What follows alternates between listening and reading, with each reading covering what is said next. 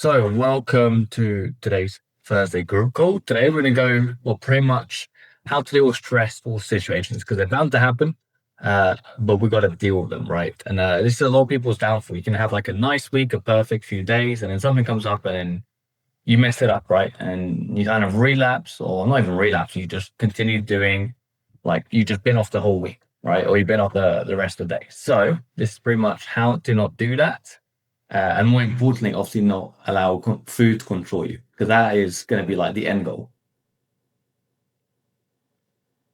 Drink some water, okay, and off we go. Cool. So let me get my face so you guys can see like everything. So food, by the way, is really going to be the first problem. Okay, very very rare from working like with you and everyone else. It's very rare that the food is the actual problem. Okay, most of the time it's just food comes as like a symptom, right? We just want to release or respond a certain day, like when we're stressful, there's high tension, if there's like a bad day, if you feel overwhelmed, whatever. Many things in life that we end up building this habit of going for food for comfort, right? So to make sure this doesn't happen, we need to acknowledge two things, physical hunger, by the way, because there's a difference in physical and emotional hunger. Okay, physical hunger is built up slowly because your body is pretty much asking for energy. Emotional hunger literally shouts. It's like goes from like 0 to 100. It feels like uncontrolled, right? Which is why a lot of people fall short. Now, physical hunger comes from gradually, like I said. Okay, several foods sound like acceptable. Like, cool, I can have this, I can have steak, maybe I'll have some chicken, maybe I'll have some pasta, whatever, right? You feel like you can eat a few meals. Obviously, when you eat, you stop when you feel satisfied, and there's no urgent like story or like emotion attached to it, right? But an emotional hunger, it feels sudden, like literally 0 to 100. I've had this before. You want a specific comfort food.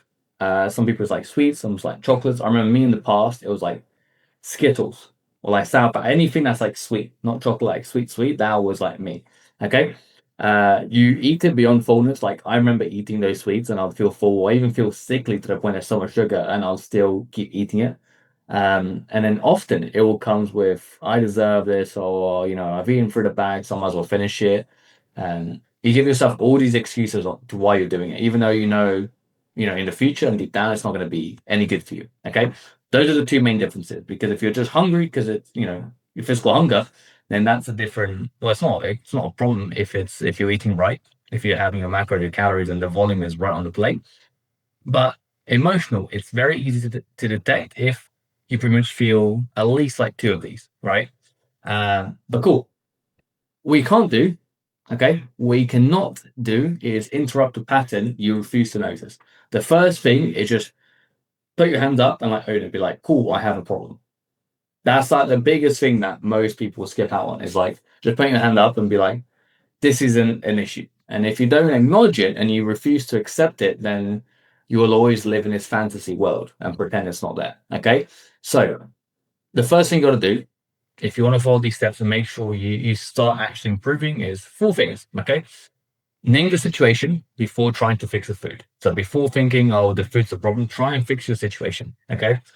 Why or what happened? Like what actually happened to make you, in this situation? Was it something at work, home, whatever? Like what triggered it? What did you feel at the moment? So what you literally can write this down on a piece of paper or like notes on your phone when it happens, okay? So what did you feel in that moment?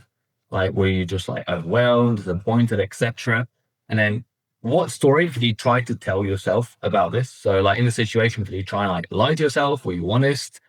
And think about this.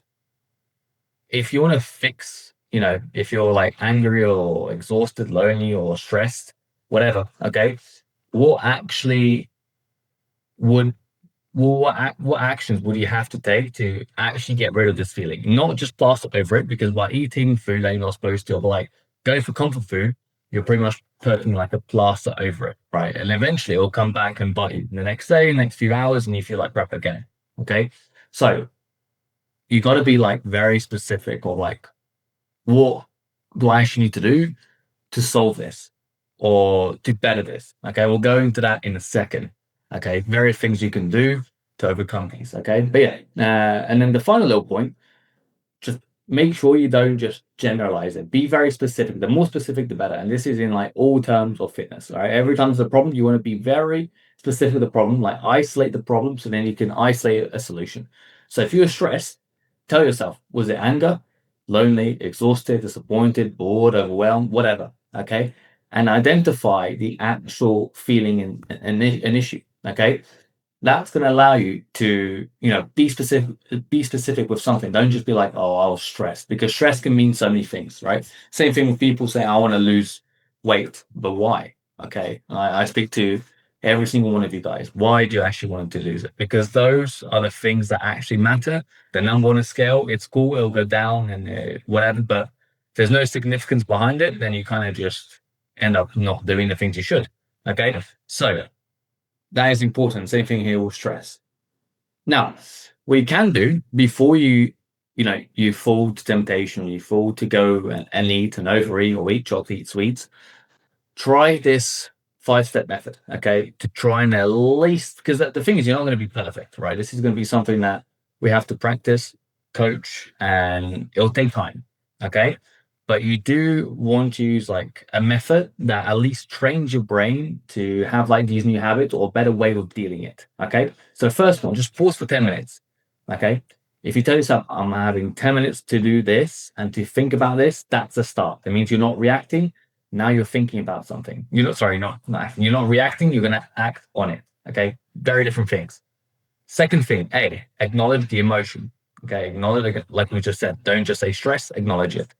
Understand what you actually need or what your body needs. And if you don't know, again, message me on the day, literally on the day, on the time it happens, just message me and we can figure it out, because it makes it a lot easier than just leaving it for like a weekly check-in, for example. Okay. Just message me on the day, on the time, whatever happens. Don't leave it for me to ask you. Again, I'm not a genie. I'm not going to be able to just like magically think when you're having a good or bad day or bad meal or whatever. Okay. So message me. Third thing. Fourth thing, select one better response. Okay. And again, through coaching, but also just thinking and acting and doing that whole 10 minutes is going to help. By doing this will help. Okay. And select a better response, which again, we're going to go into how you can respond to things. Okay. And then the final thing, eat if you still choose to.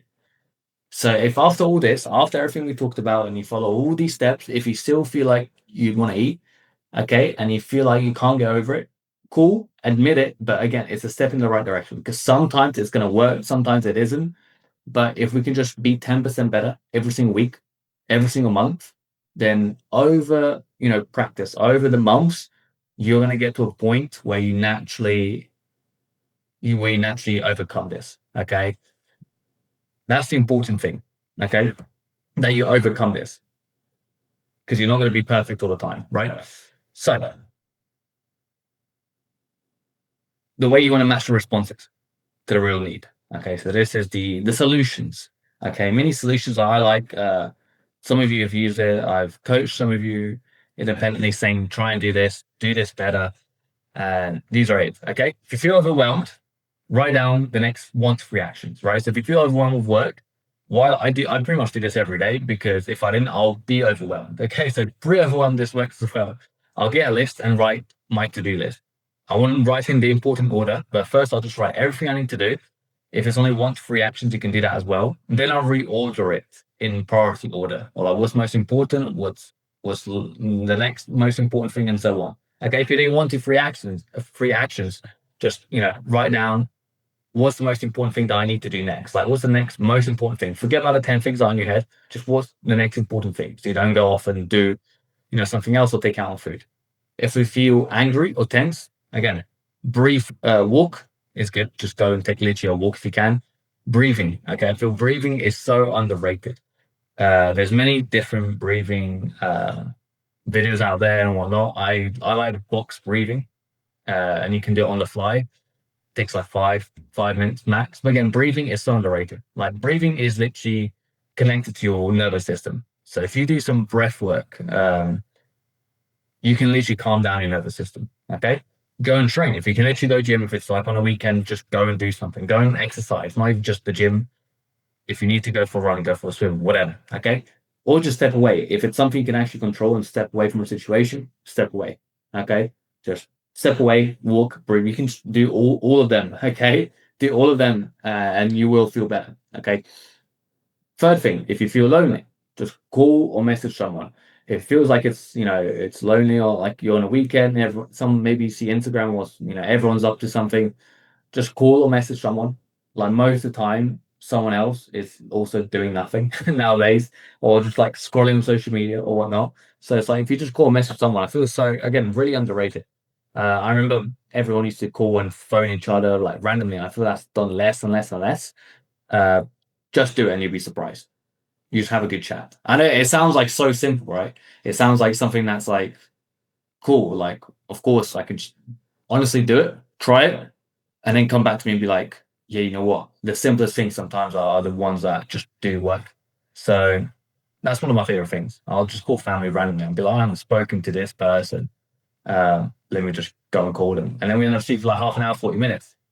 And it's amazing, right? Obviously, it's a good catch up, anyways, but you literally are solving two things in one. Okay. The two other final things that are the most common is if you feel exhausted. So if you're tired, come back from work or whatever, rest, shower, go to bed earlier. I shouldn't have said or go to bed earlier. I should be like and go to bed earlier. Just if you feel like you need to eat because you're super exhausted and whatnot, which is normal, it's like a trigger. Sleep will help that. And you will be able to sleep when you're like that type of emotional hunger. Okay. You're not going to be like dying of hunger or whatever. All right. Make sure it's not the physical hunger. That's a different issue. Okay. If you feel anxious, pray, journal, identify what you can control. And again, it goes back to it's a bit similar to the overwhelm. Write down one to three actions we can do because anxiety normally comes from things out of your control. So if it's out of your control, ignore it. I know it sounds stupid, but like you can't do anything about it. It's going to happen either way or whatever. If you can control it, write down the one, two, three actions or the one, two, three things you should be doing or that you need to do ASAP, even if they're that simple, that will help you get rid of the anxious like situation. Okay. Now, hopefully that helped. To finish off, to make the better response easier, okay, you want your environment to support you. Okay. So this is like physical things we can do because your willpower is going to be low at times, and willpower is very easy to overcome, and not in a positive way. Like if you're low, like even if you have high willpower, that can be quickly destroyed because the brain is very good at convincing you that comfort is better, especially when it comes to food, especially when it comes to anything easier, comfort. Okay. So to make sure you support this, to make sure even when your willpower is low, you don't go and do the first bad thing. Keep trigger foods. So whatever foods are your favorite, or after you journal a little bit, that you keep coming back to, like I said, the chocolate, the sweets, or crisp, whatever it is. Okay, to be whatever. Keep those triggers foods less visible and less convenient. So if you literally live alone, just don't have them in your house. Make it that you have to go to the shops. So make it a pain that you actually have to go and get this item. Okay. Or if you live with someone or whatever, just make them less visible. If the other person wants to have them or they have them regularly or whatever, just make it less visible for you. Okay. Don't have it there. Like the first thing you open in the fridge, bam, it's right there in front of your face. No, hide it away. Okay. One of those like little cupboards or whatever. Just simple things again work. Second thing, pre-plan. So pre-plan meals, pretty much meal prep. A satisfying meal. Like maybe make something a little bit more fancy, a bit maybe high in calories or whatever. If you know it's going to be a stressful day, especially ahead, just pre-plan. Have a meal. So when you go home, you have like a nice, filling, satisfying meal. Okay, or even like a snack. Okay. Third thing, don't arrive home starving. So many people, like, oh, I don't eat at work, I'll eat at home. That's the biggest mistake because you build up all this physical hunger. You come home stressed or whatever, so you have the physical and emotional hunger. It's like now you're not fighting one thing, you're fighting two things. Okay. And that makes it much, much harder. So eat properly throughout the day. So you're having to deal with one problem rather than two. And plus performance and all the other benefits, just eat throughout the day. Okay. Don't be skipping meals. Fourth thing, just create a short stress menu on your phone.